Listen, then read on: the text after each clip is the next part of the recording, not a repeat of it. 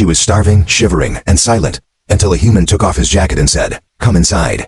The rain on the metallic roof echoed like drums of war. The girl stood barefoot, trembling in front of another giant steel door. Her arms hugged the thin blanket around her frail alien body, her skin pale blue and soaked. Her large eyes, glowing faintly in the darkness, were filled with silent hope, but also deep fear. This was the 12th door. She had begged at each one, and every time, the answer had been the same. No, go away, no space for beggars. Her daughter was dying. She was too weak to cry now. Wrapped in cloth, tied to her chest, the child made no sound. That silence scared her the most. 12 doors. 12 rejections. The streets of Station. Theraxis 9 were cruel to outsiders, especially to the refugees from the fallen Drevak colonies. They were called pests. Animals, useless mouths. No one wanted to help a mother with a sick child. Her knees were bleeding from falling earlier. She had no food left. Her voice was barely a whisper. But she moved again. One more door. Door 13. She hadn't planned to knock on this one. It was in the old sector, where humans lived. Some said humans were worse. Some said they captured aliens for experiments. Others whispered that they kept slaves. But what choice did she have? She raised her hand, shaking, and knocked. No answer. She knocked again, slightly louder this time. Behind the door, someone stirred. She heard boots on metal flooring. Then silence again. She waited. A full minute passed. Her legs began to buckle. Just as she was about to collapse, the door hissed open. And there he was, a tall human male, face rough with a beard. Eyes tired, but not unkind. He looked down at her in confusion. What the hell? He muttered, staring at the soaked figure in front of him. She fell to her knees, clutching the bundle against her chest. "Please, show mercy," she begged, barely audible. She's dying." The man looked at her, then at the child, then back at her. He didn't speak. She was ready for another rejection, but instead, he stepped aside. "Come in," he said. His voice was low, calm. She blinked, not believing it. "Before I change my mind," he added. She nodded quickly and crawled inside. The door hissed shut behind her. The inside of the shelter was warm. The sudden heat made her shiver harder. Her body, now feeling safe, began to crash. The child in her arms whimpered softly, just once. "She's alive," the man said, observing them both. "But she needs help. Fast," the mother nodded. "Please, water." "She needs water," he returned with a small bottle. She poured a few drops into her daughter's mouth, carefully. The baby coughed, then cried weakly. That sound. That soft, helpless cry like music to her ears. She cried too. Silent tears of relief. The man crouched beside her. "I'm not a doctor," he said, "but I got medical kits. And food." She looked at him, confused. Why are you helping?" He shrugged. 13's always been my lucky number." She didn't understand, but she smiled for the first time in weeks. He gave them food, real food. Not scraps. Not stolen rations. And he let her rest on the floor near the heating vent. "I don't know what your story is," he said as she fed her daughter, "but you look like you've been through hell." "I was born in hell," she whispered. He didn't ask more. He just handed her a towel and walked into the other room. That night, she didn't sleep much. Every creak of the floor, every noise made her flinch. But the human didn't hurt her, didn't touch her, didn't chain her. He simply made tea and worked on some old machine. When he caught her watching him, he just nodded. "You can rest here until the girl's stronger, then we'll figure it out." "Why?" she asked again. He looked at her long and hard. "Because someone should have helped you 12 doors ago." The shelter was small but clean. Dim lights hung from the ceiling, and old machines lined the walls. There were tools, wires, and broken gadgets everywhere. It smelled of oil, metal, and something warm, maybe soup. The alien mother sat quietly on the floor. Her daughter, now fed and warmer, lay sleeping in her arms. Her thin hands gently stroked the baby's small head. The human man sat across from them, watching. He hadn't asked her name, she hadn't offered it. He just kept glancing at her with a mix of curiosity and caution. "Do you have a name?" he finally asked. She looked up. "Sarah," she said softly. He nodded. "I'm Jace." Then silence again. Sarah looked around the shelter. "Is this your home?" "Yeah," Jace replied. "It was a storage room before the war. I fixed it up after I left the fleet." "You were a soldier?" she asked, a little scared. Jace gave a tired smile. "I was not anymore. War made me sick of everything." Sarah didn't know what that meant, but his voice sounded sad. Heavy. She looked down at her child. "She's all I have." Jace leaned forward. "What happened to her father?" Sarah's lips trembled. "Killed during the attack on our colony. They burned everything. I ran for days." Jace didn't speak, his jaw clenched. Then he got up and returned with a small blanket. "Here, take this. Yours is too thin." Sarah hesitated, then slowly took it. "Thank you." Later that night, Jace made soup. It was thick, hot, and smelled strange to Sarah, but she ate it without a word. Hunger was stronger than taste. "You can sleep on the cot," Jace said, pointing to the small bed in the corner. She shook her head quickly. "I'll stay on the floor. I don't want trouble." He frowned. "You won't get trouble here."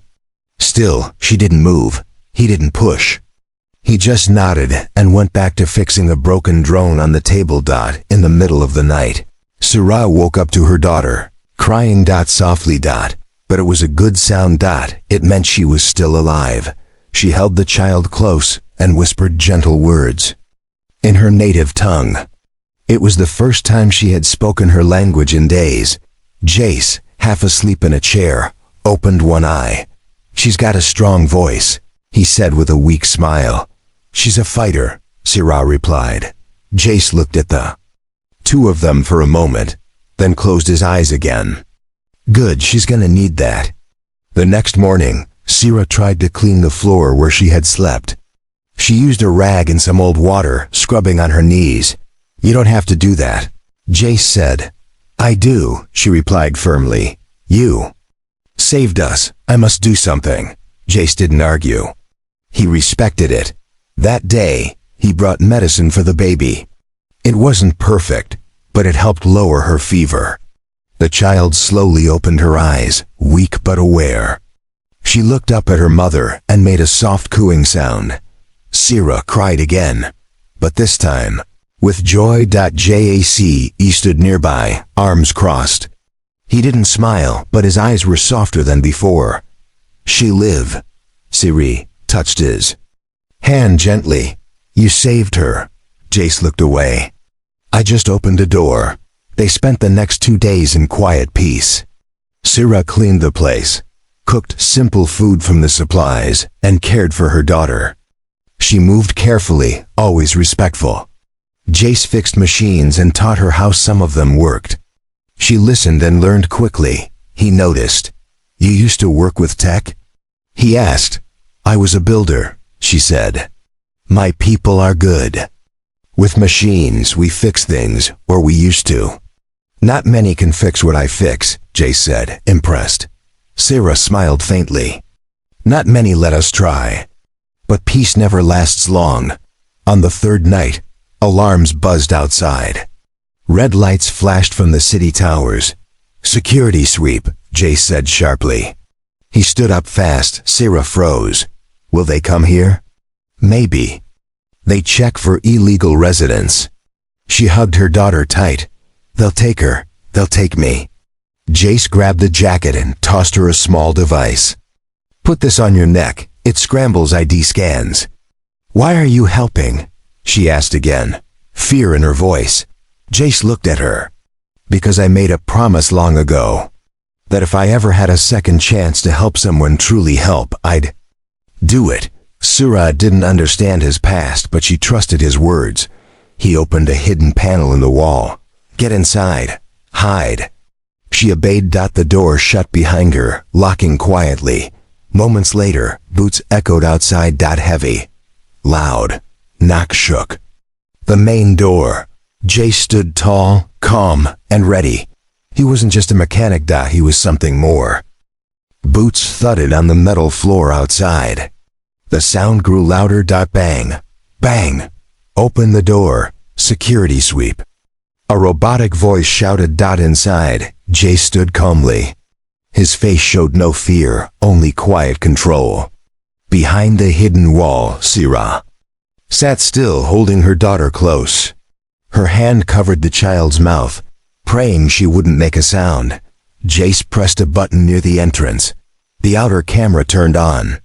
3 armored officers stood outside. Their visors were dark, their weapons ready. With a deep breath, Jace opened the door.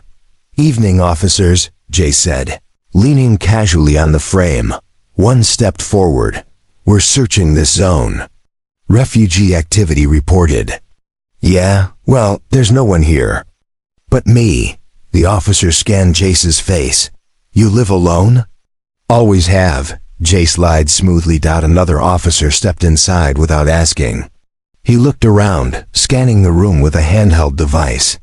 The lights on it blinked, but there was no alarm, just machines and junk. He muttered. The first officer narrowed his eyes. We'll search the place. Jace stepped in front of him. You got a warrant? Special protocol. No warrant needed. Jace didn't move. Still, you know me. I'm not hiding anyone. You were ex-military, the third officer said. You people hide all kinds of things. Jace smiled, but his eyes were sharp. And we also know how to make people disappear. A tense silence filled the air. Then, the scanner officer returned. Clear, the leader grunted. Watch yourself, Jace. We'll be back. The door closed. Silence. Then Jace exhaled. He turned and pressed the hidden wall panel. It slid open slowly. Sero sat inside, pale, her arms still around her daughter. You're safe, Jace whispered. She crawled out slowly. They would have taken us. Jace nodded. Yes, but not while you're under my roof. That night, Syrah didn't sleep. She watched Jace as he worked at his table, fixing a drone with steady hands. Why did you leave the military? She asked quietly. He didn't answer for a moment. Then he sighed. Because I got tired of watching people suffer. Syrah tilted her head. You helped them? Not always. I followed orders. Some good, some bad.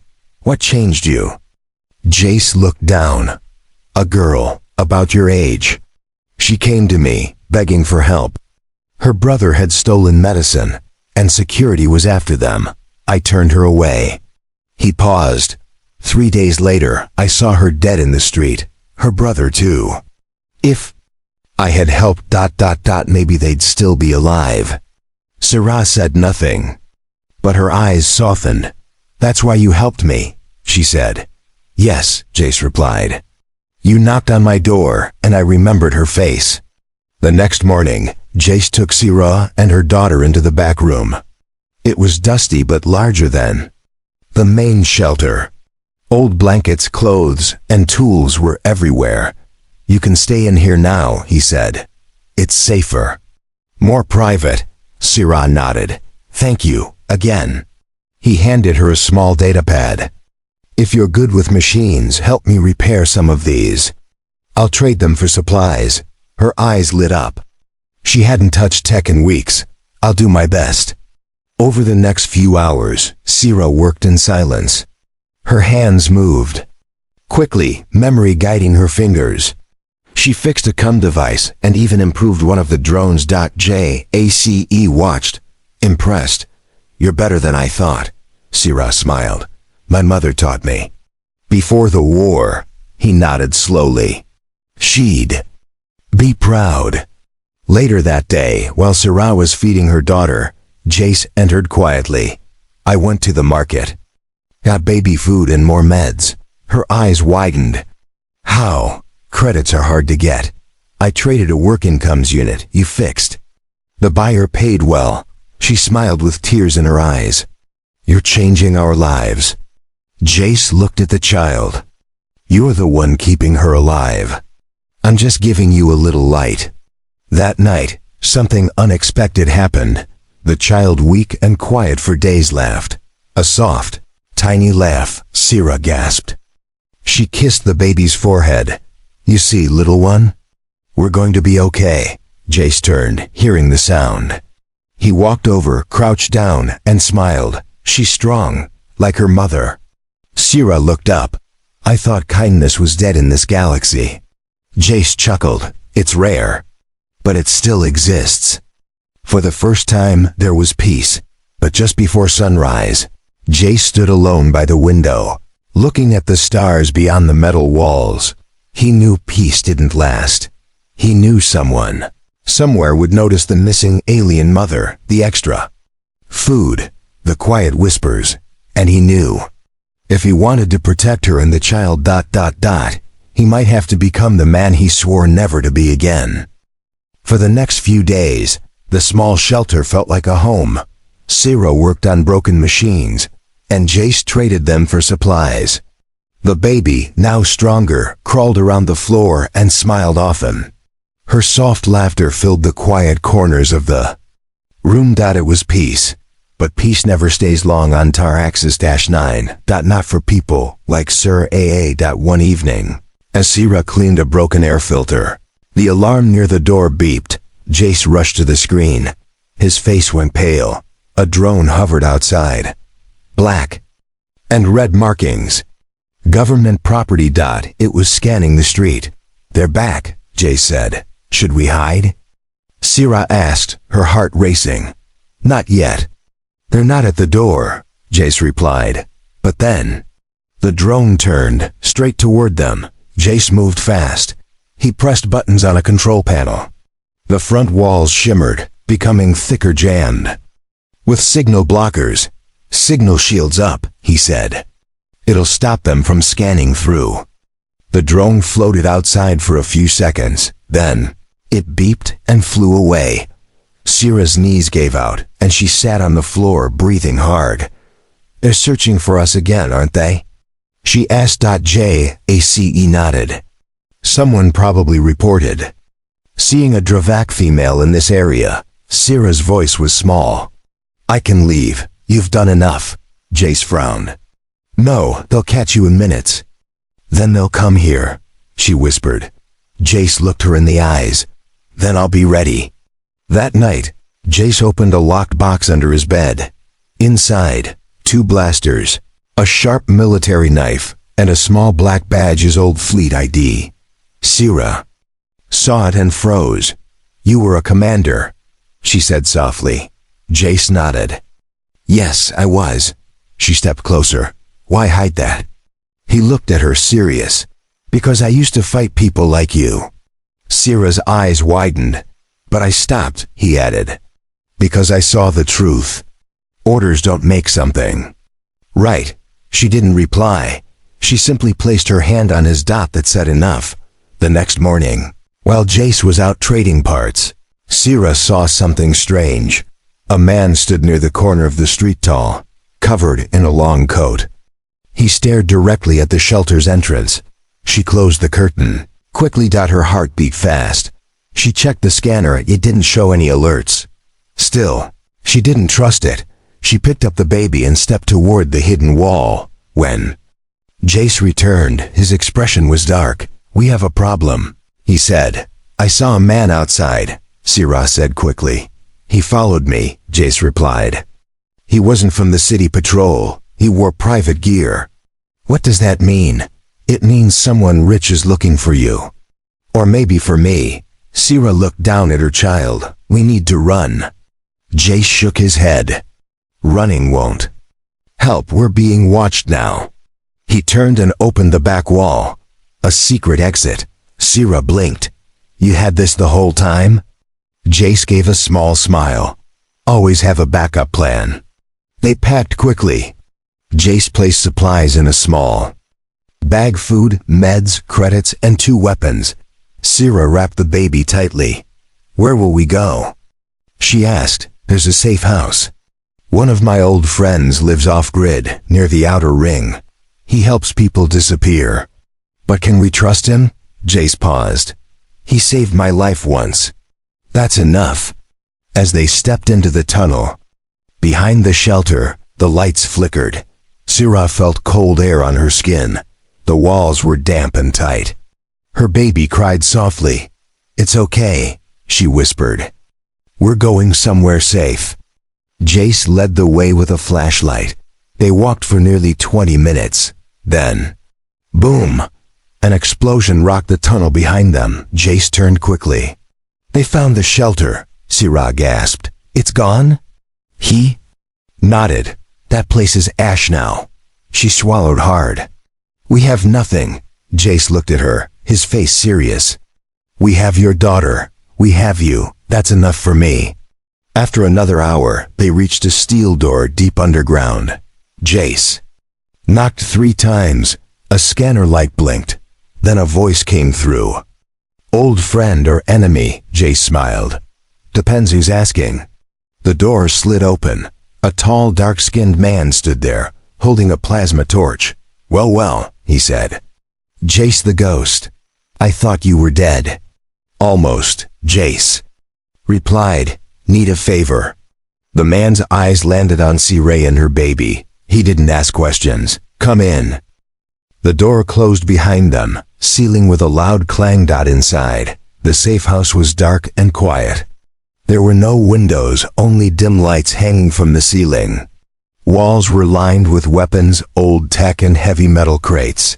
Sira held her baby close, looking around nervously. The tall man led them inside. His voice was deep and calm. "I'm Kellen, ex-fleet, like your friend here." Jace nodded. "We were on the same squad." "He was the smart one." Kellen smirked. "I survived longer, that's all." Then his eyes went to Sira. "She the reason you showed your face again?" "She is," Jace replied. "And her daughter?" Kellen looked at the child for a moment, then said, "Follow me."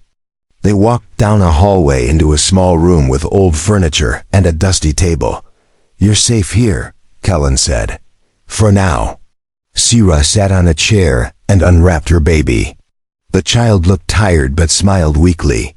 "She's getting stronger," Sira whispered, kissing her forehead. Kellen brought water and warm food. "Eat first, then we talk." After eating, Jace explained everything: how he found Sira at his door, how the patrol came, the hidden tunnel, and the explosion. Kellen listened quietly, arms crossed. "They're not just looking for her." He finally said, "They're hunting you, Jace." Jace frowned. "Why?" "You've been quiet too long. Someone wants you back in the fight, or dead." Sira looked between them. "What fight?" Kellen answered, "The one your people started. And the one we never ended." Jace stood up. "I'm not going back to war." "But war is coming to you," Kellen said, "whether you like it or not." That night, as Sira rested with her baby, Kellen pulled Jace aside. "You care about them," he said. "It shows," Jace nodded. "I couldn't save the last one." "I won't fail again." "You'll have to fight," Kellen warned. "You ready?" Jace looked down at his hands. "I never stopped being ready." Meanwhile, Sira sat near a heater, staring at her child's sleeping face. Her mind was full of worry. She whispered to herself, "How long can we run?" A soft beep pulled her attention. One of the small screens on the wall blinked. A signal. She moved closer. A message played. "Unit 33 located target. Coordinates set. Ready to strike." Sira's blood froze. They had been tracked. Again. She ran down the hall. "Jace! Kellen! They found us!" Both men rushed to the control room. Kellen pulled up the screen. A red dot blinked nearby. 3 minutes out, he said. "No time to run," Jace added. "We make a stand." Kellen handed him a blaster. "Just like old times?" "Better," Jace said, loading the weapon. This time, I have something worth protecting. Jace turned to Syrah. Go to the bunker room. Lock yourself in. Don't open the door unless it's me or Kellen. She nodded, holding back tears. Don't die. He touched her shoulder. I won't. I promise. She ran. Two attack drones slammed into the outer wall. Boom. Kellen fired the auto-turrets. JAC. He took position near the back door. Lasers flew across the hallway. The shelter shook, but Jace and Kellen moved like ghosts, silent. Fast, deadly. One drone fell, sparks flying. Another broke through. Jace threw a pulse grenade. Boom. It exploded mid-air. Silence returned. Breathing hard, Jace turned to Kellen. Clear? Kellen checked the radar. For now. They opened the bunker. Syrah ran out and hugged Jace tightly. You're hurt, she said, seeing blood on his arm. It's just a scratch. He lied. Kellen patched him up while Syrah looked at both men. You risked your lives for me. Jace smiled. I told you. You knocked on the 13th door. And now I'm opening all of them. Later that night, as they rested, Kellen showed them a map. There's a transport ship leaving in 3 days, unregistered. It can take you off planet. Syrah looked surprised. To where? A better place, Kellen said. A planet where they won't hunt you. Jace looked at her. You should go. Syrah asked, and you? He didn't answer right away. Then he said, if I go with you, they'll never stop chasing us. But if I stay, I can stop them. She grabbed his hand. You don't have to do this alone. I do, Jace said. But I'm not leaving you unprotected. The morning sky above Theraxis 9 was thick with smoke. From a hidden window inside Kellen's safe house, Syrah stared at the orange clouds. Her baby slept quietly against her chest. The air was heavy, not just with dust but with the weight of what was coming. Behind her, Jace and Kellen studied the map of the city. The unregistered ship leaves from Dock 17 midnight tomorrow, Kellen said. It's the last one for weeks. Security will be high, Jace replied. They know people try to escape that way. Kellen nodded. You'll need a distraction, Syrah turned. No, we all go together. Jace shook his head. If I step near that dock, they'll recognize me. I'll lead them right to you. She walked over to him. You've already done so much. Why keep risking your life? He looked into her eyes. Because you knocked on my door when the world had already shut you out. I won't let the world win. That day, Syrah packed what little they had. Baby food, blankets, some credits. A tracker blocker Jace gave her. He also gave her a small blaster. I've never used a weapon, she said nervously. Point, breathe, press. Only if there's no other way. Jace instructed. She nodded. Her hands were shaking. Late that night, the plan was ready. Jace would cause chaos at the Western Security Base. That would pull patrols away from Dock 17. Syrah and Kellen would sneak into the docking zone during the confusion. Once you're on that ship, don't look back, Jace said. Syrah's lips trembled. And you? He smiled. I'll vanish, like a ghost. She took his hand and placed it over her heart. You won't vanish from here. Jace looked away quickly. Emotions were dangerous in moments like this. I'll be fine, he said. They split up before sunrise. Jace left with a stolen bike, riding through the industrial sector like a shadow. Syrah, with her baby wrapped tightly, followed Kellen through the sewer tunnels under the city. Above, alarms began to sound. Explosions, sirens. JACE had begun. Inside the tunnels, Syrah whispered to her child. We're almost there, my little star. We're almost free. Kellen checked his wrist device. 10 more minutes, then we climb. At Dock 17, the transport ship sat quietly, guarded by only 2 distracted soldiers. Kellen knocked twice on a steel door. It slid open. A short man with greasy hands waved them in. "You're late," he said. Kellen replied, "We're breathing. That's on time enough." Sira stepped inside. The ship was old, but it looked strong. Other passengers were already seated, aliens, humans. Runaways, people trying to start over. Kellen handed the captain a chip. "One adult, one child." Sira turned. "Not you?" He shook his head. "My Job's here. I helped the next ones, like Jace helped you." Her eyes filled with tears. She hugged him. "Thank you." Kellen nodded and stepped back. "Now go." The ship's engines began to hum. Sira looked through the small window. Far in the distance, she saw a tower explode, flames rising high. It was Jace's location. Her chest tightened. She wanted to scream, to run back, but she didn't, because her baby stirred in her arms and smiled. The ship lifted off, leaving Theraxis 9 behind. Sira pressed her forehead to the glass.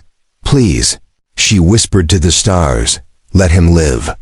Hours later, in the ruins of the western base, Jace crawled from the rubble. His left arm was burned. Blood ran from his head. But he was alive. He looked up at the sky. The transport ship was already gone. A weak smile crossed his face. They made it.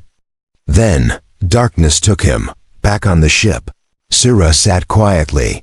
Her daughter slept peacefully for the first time in weeks. An old woman beside her asked, "Where are you going, dear?" Sira replied softly, "Someplace where no one knows our names. And maybe we'll finally be just a mother and child." The woman smiled. "You'll be safe now." But Sira looked out the window again and whispered, "Not until he's safe too." The next morning, the plan was in motion. Sira held her baby tightly as she followed Jace and Kellen through an underground path. The walls dripped with water. It smelled like rust and dust. But it was safe for now. At the end of the tunnel, a hidden transport waited, a small ship. Old, scratched, but still able to fly. "This will take you off-planet," Kellen said. "I bribed the pilot, no questions asked." Sira looked at Jace. Her voice shook. "You're not coming, are you?" Jace stayed silent for a moment. Then, he said, "They'll keep chasing us. If I stay behind and cause noise, you'll have a chance." Sira's eyes filled with tears. "But we survived together." "You'll survive again," Jace said, placing a hand over her heart. "For her, for your people." The baby reached for Jace's fingers. He smiled and kissed her forehead. "Take this," Kellen said, handing Sira a small device. "If anything happens, press the red button. I'll find you." Sira looked at both men. "I don't know how to thank you." Jace shook his head. "You already did. You gave me a reason to fight again." A loud beep sounded. The ship was ready. Kellen opened the hatch. "Time to go." Sira looked at Jace one last time. "Promise me you'll live." He smiled softly. "Only if you promise to fly far and never look back." Sira nodded, tears running down her face. She stepped onto the ship. The door closed behind her, and Jace turned to the shadows. Meanwhile, inside the ship, Sira sat beside her baby, holding her close. She stared out the window as the ship slowly lifted off. Below, Jace grew smaller and smaller. Her chest hurt, but her heart stayed strong. For her child, for Jace. Back on the ground, Jace and Kellen watched the ship vanish into the sky. "They'll be safe," Kellen said. "We're not," Kellen smirked. "Never were." Only 2 hours later, enemy ships appeared in the sky. Loud, fast, full of weapons. They tracked the ship. Kellen said. "No," Jace replied. "They tracked me." He grabbed his blaster and walked outside. Kellen followed. The street was quiet. Too quiet. Then, boom! An explosion ripped through the building next door. Enemy soldiers rushed in, 10, maybe more. Jace took cover and opened fire. Kellen moved fast, covering the side. They were outnumbered, but they were fighters, and they had something to protect. For An hour the battle raged, but slowly. The enemy stopped. One by one, they fell. Jace dropped to his knees, covered in ash and blood. Kellen limped to his side. "You still breathing?" Jace coughed. "Barely," Kellen smiled. "Then you're not done yet." That night, as fires burned in the city, Jace sent one final message to the stars. "She's safe. I kept my promise." Part 7. A New Sky, third person. 800 words, simple basic English, hopeful and emotional. The transport ship landed on a green planet, far from war and metal. Blue skies. Real air, no patrols. Sierra stepped out, holding her baby in her arms. She looked up at the open sky. It was warm, safe. People greeted her gently. Farmers, healers, survivors like her. "This is Haven 3. One woman said, "You'll find peace here." Syrah smiled weakly. "Thank you." She was given a small house, a simple shelter with a bed, kitchen, and garden space. Her baby laughed as they walked inside. For the first time in many months, Syrah slept without fear. Days passed. Then weeks. Her baby learned to walk, chasing birds in the garden. Syrah helped the local builders, using her old tech skills to fix farming machines. People respected her. She smiled more, but each night, she sat by the window, looking at the stars. Waiting for news. Waiting for JACE. One day, while fixing a solar panel, a voice called from behind. "You're the Druvik girl who came on the quiet ship, right?" Syrah turned out. It was a traveler, human, covered in dust. "Yes," she said carefully. He handed her a small data chip. "This was found in the ruins of Theraxis 9. It had your name on it." Her hands shook as she took it. She rushed inside and placed it into the screen. A message began to play. Jace's voice. "Syrah, if you're watching this, it means I made it through. For now, I don't know if we'll ever see each other again, but I want you to know something. You saved me. Before you knocked on my door, I was already dead inside. You gave me a reason to fight again, to live. If you ever need me, press the red button, and I'll find my way back to you. Until then, stay strong, stay free. And tell your daughter."